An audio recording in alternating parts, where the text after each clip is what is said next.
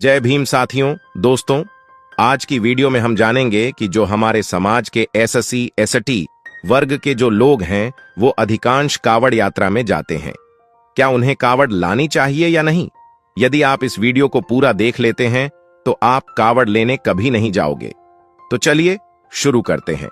आज जो वर्तमान समय चल रहा है, इस समय सावन का महीना चल रहा है और सावन के महीने में कावड़ियों की बड़ी भीड़ होती है। सड़कें रंग बिरंगी हो जाती है। तो साथियों, इस कावड़ यात्रा का क्या औचित्य है? हमारे समाज के लोगों में इसका क्या फायदा है? इसका क्या मूल्यांकन किया जाना चाहिए?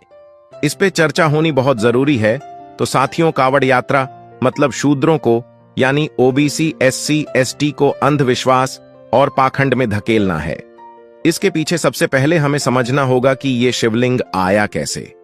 शिवलिंग के पीछे कौन सी कथा सुनिश्चित की गई है?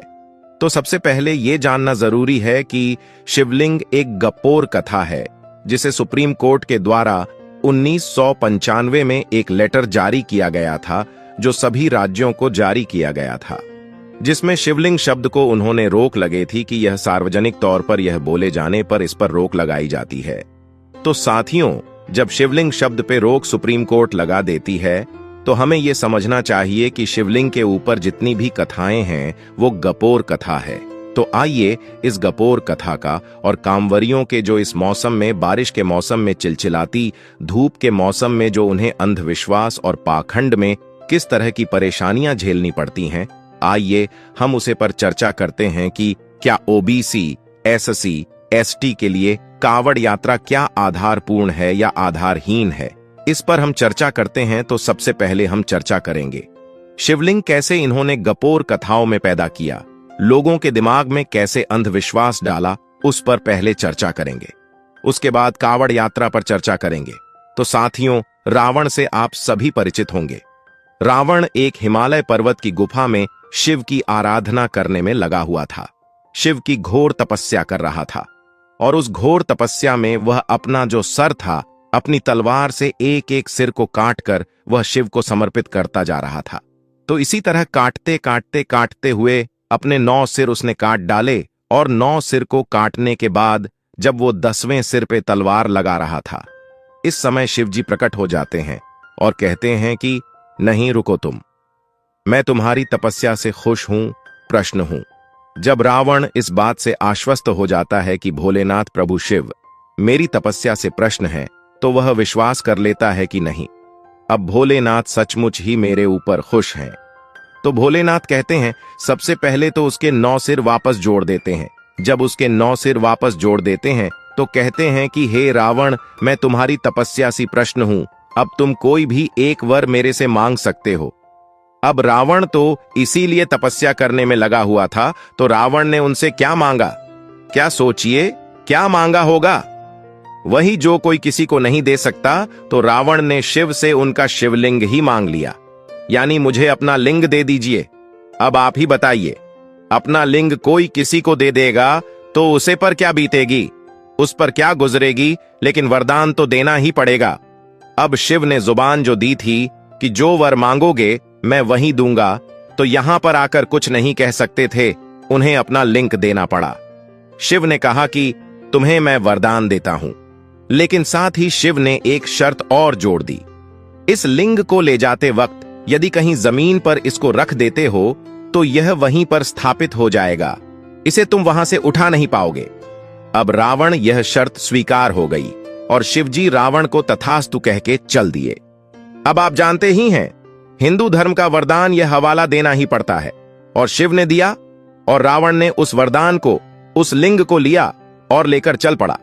अब आप ये भी जानते हैं, जो शर्त मंजूर करते हुए दे दिया, उसी शर्त से फायदा होना है किसको? उनके मत्ततों को। किसके माततों को? जो देवी देवता थे उनको। तो यहां पर रावण बड़ा प्रश्न होके वह लिंग लिया और मारे खुशी के चल पड़ा। अब यहां पर देवताओं को बड़ी खुजली हुई कि ये तो लिंग लिए जा रहा है शिव का, ये तो बड़ा ही अनर्थ हो गया। वो भागे भागे विष्णु के पास पहुंचे और विष्णु से बोले कि ऐसा ऐसा हो गया।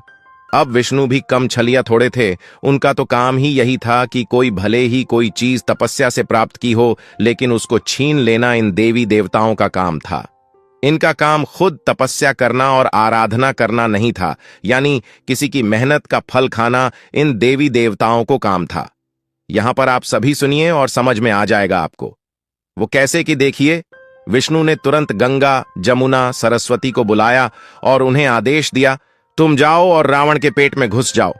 अब तीनों आदेश का पालन करती हैं और भागी भागी रावण के पेट में घुस जाती है और विष्णु स्वयं गडरिया का भेष रख करके साथ साथ हो लेते हैं। अब तीनों नदियां जिसके पेट में समांग गई हो तो निकलने की जगह तो ढूंढनी पड़ेगी। अब निकलने की जगह ढूंढने लगी तो रावण को बहुत जोर से पेशाब लगी। अब पेशाब करने के लिए बेचारा आतुर हो रहा था, परेशान हो रहा था, तो उसने राह चलते गडरिया से कहा, अरे भाई, तुम ये शिवलिंग पकड़े रहो और मैं पेशाब कर लूं। तो उसने कहा, ठीक है, मैं पकड़ लूंगा। लेकिन बोला, भाई मैं तुम्हें ये शिवलिंग एक शर्त पे ये पकड़ा रहा हूं, इसको जमीन पर मत रख देना, नहीं तो बहुत गड़बड़ हो जाएगी। तो गडरिया बोला, ठीक है, तुम जाओ। तो जो छल्लिया था ही, वो छल करने आया ही था।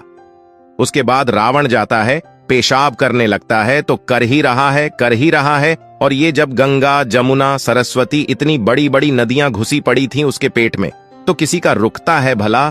क्या वो तो धराधर चल रहा है।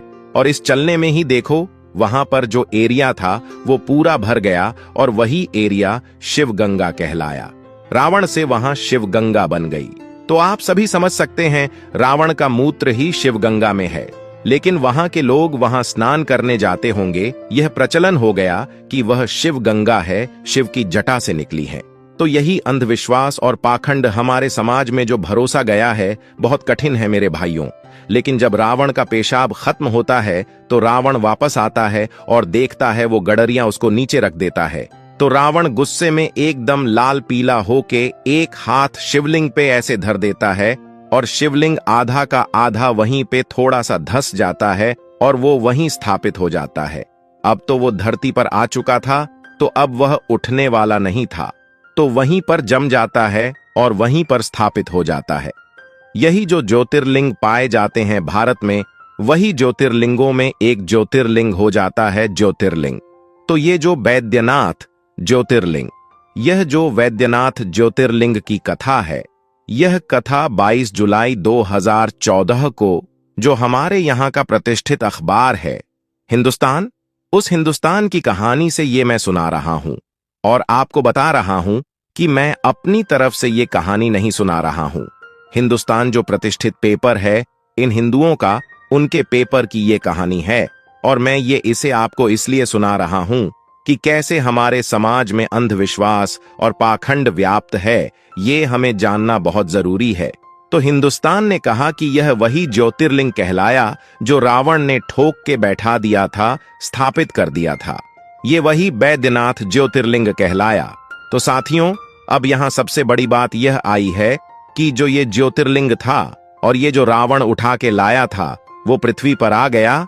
अब इसी ज्योतिर्लिंग पर जल चढ़ाने के लिए, जलाभिषेक करने के लिए लोग कावड़ यात्रा जाते हैं। तो इसी कारण यात्रा के विषय में हम लोगों के लिए ये वीडियो बन रहा है। तो साथियों, सबसे बड़ी बात है कि यह जो शिवलिंग वहां पर स्थापित था, इस पे पहली बार आनंद रामायण जो लिखी गई है, उस आनंद रामायण में जिक्र है कि राम ने इसी ज्योतिर्लिंग पर पहली बार जल से अभिषेक किया था, जो आज बिहार में है। तो आप सभी समझ सकते हैं कि रावण जो है वो हिमालय से शिवलिंग लेकर बिहार की तरफ गया, जबकि उसे सीधा जाना था लंका, लेकिन वो बिहार होके जा रहा था। आप यही चीजें समझना वाली हैं हमारे लिए। लेकिन यहाँ पर हमारे समाज के लोग ना पढ़ना चाहते हैं और ना ही जीवन में आगे बढ़ना चाहते हैं। वह कावड़ यात्रा जाना चाहते हैं, लेकिन कावड़ क्यों लेने जा रहे हैं, इसके बारे में उन्हें कोई भी जानकारी नहीं है। तो साथियों, आज जो हमारे समाज के लोग का, यहां मेरा मतलब है ओबीसी, एससी, एसटी ही इस कावड़ यात्रा को ढोने का भार उठाता है, क्योंकि इनके पास अपना बुद्धि विवेक, अपना दिमाग बिल्कुल भी नहीं है और ना इस्तेमाल करना चाहते हैं। या अगर थोड़ा सा अपने से बड़ों से सीख ले, अपने से बड़ी जातियां से सीख ले, तो इन्हें तुरंत समझ में आ जाएगा कि कावड़ यात्रा एक मूर्खतापूर्ण यात्रा है। वो कैसे? वो अभी सिद्ध हो जाएगा। मैं उन्हें कहता हूं, वह अपने गांव के आसपास के पूरे एरिया के ब्राह्मण, ठाकुर, वैश्य यानी जो ये लाला, श्रीवास्तव, यह सब जो होते हैं, इन सभी को देख ले। क्या ये सभी कावड़ यात्रा ले जाते हैं? नहीं, ये कावड़ यात्रा में नहीं जाते हैं, ना ले जाते हैं, तो इनको देखकर भी नहीं सीख पाते कि जब ये ऊंची जाति का होके ये तो भगवान के थोड़ा और करीब है, मैं तो भगवान से बहुत नीचे हूं। जब जिनकी सेवा करने के लिए मुझे बनाया गया है, यानी इन तीनों वर्णों के लोग, ये तीनों वर्णों के लोग कावड़ यात्रा नहीं ले जा रहे, मैं तो इन तीनों वर्णों की सेवा करके ही सारे पुण्य पा ले रहा हूं, तो मुझे यात्रा में जाने की क्या जरूरत? लेकिन यह इस चीज को कतई नहीं सोचते। चलिए ठीक है, इसमें भी नहीं सोचते। तुम ऊंची जातियां को नहीं सोचते, लेकिन पढ़े लिखे लोगों के बारे में तो सोचते होंगे। आपके आसपास में, आपके जिले में, आपके तहसील में, आपके ब्लॉक में बहुत सारे ऐसे अध्यापक होंगे, बहुत सारे ऐसे प्रोफेसर होंगे, बहुत आईएएस, पीसीएस होंगे, रिलेशन में, रिश्तेदार में विधायक होंगे, सांसद होंगे, मंत्री होंगे, आईपीएस होंगे, ऐसे बड़े बड़े अधिकारी आपके आसपास रहे होंगे। क्या ऐसे पढ़े लिखे लोग कावड़ यात्रा में जाते हैं या अपने बच्चों को भेजते हैं? तो आपका जवाब होगा नहीं। तो तब भी आपकी समझ में नहीं आता, तो आप केवल ऐसे ही मूर्खतापूर्ण कार्य करेंगे। जो समय आपको देना है स्कूल में, जो समय देना है शिक्षा के लिए, वो समय आप अपने आप को, अपने लोगों को, अपने परिवार को ना देकर ऐसे ही एक एक महीने आप रास्ते में समय गुजार देंगे। अपने शरीर को बारिश से, धूप से और पैदल चल के थकावट से परेशान करते हैं, जिससे उसे यात्रा से लौट के बाद एक महीने आपका दिमाग वैसे ही कम नहीं करता। तो यहां आप अपने आप का मूल्यांकन करिए। तो इन बातों को जानिए और समझिए कि जब हमसे बड़े लोग, हमसे समझदार लोग कावड़ यात्रा में नहीं जाते, तो कावड़ यात्रा ढोने के लिए क्या हम गधे हैं? क्या हम मूर्ख हैं? ऐसा मूल्यांकन करना चाहिए जिससे आपके समाज में उन्नति और तरक्की आए। तो साथियों, हमें यह समझना है कि क्या कावड़ यात्रा ओबीसी, एससी, एसटी की यात्रा है? इसका ब्राह्मण, ठाकुर, वैश्यों से कोई लेना देना नहीं। क्या वह शिव को प्रश्न नहीं करना चाहते हैं? क्या वह शिव को दुखी रखना चाहते हैं? क्या वह शिवलिंग जो गर्म हो गया है, उस शिवलिंग को ठंडा करना नहीं चाहते हैं? सिर्फ एससी, एसटी वाले ही शिवलिंग को ठंडा करना चाहते हैं। क्या के ही अभिषेक से शिव ठंडे होंगे? यही बातें आप अपने साथियों को, अपने आसपास के लोगों को समझाइए और बताइए कि कांवड़ यात्रा शूद्रों के मूर्खता की यात्रा है और उनकी अवनति की यात्रा है, और एक चीज और, उनके गोबर को सूंघने की यात्रा है। जब तक आप इस यात्रा में जाते रहेंगे, तब तक आप अपना उद्धार नहीं कर पाएंगे, क्योंकि ऊपरी कास्ट वाले लोग अपना वर्चस्व बनाते जाएं। जिसने आपको अंधविश्वास पाखंड में डालता है, वह आपको देखकर खुश होते रहेंगे। आप बेवकूफ हैं, यह उन्होंने सिद्ध कर रखा है, और आप जब कावड़ यात्रा में जाएंगे तो यह आपके ऊपर फूलों की वर्षा करेंगे, वाहवाही करेंगे, जिससे कि आप और पागल होओगे। आप खुश होओगे कि मैं दुनिया का सबसे नेक कार्य कर रहा हूं, मैं दुनिया का सबसे अच्छा काम कर रहा हूं। तो आप गौरवान्वित होंगे और वो खुशी और प्रश्न होंगे, और वो कहेंगे कि ये अर गया गोबर का गोबर, गणेश जी, इसको इसी तरह हमें बनाना है, इसी तरह रखना है। उनका उद्देश्य पूर्ण हुआ और आप अपनी मूर्खता का सर्टिफिकेट। वीडियो में बस इतना ही।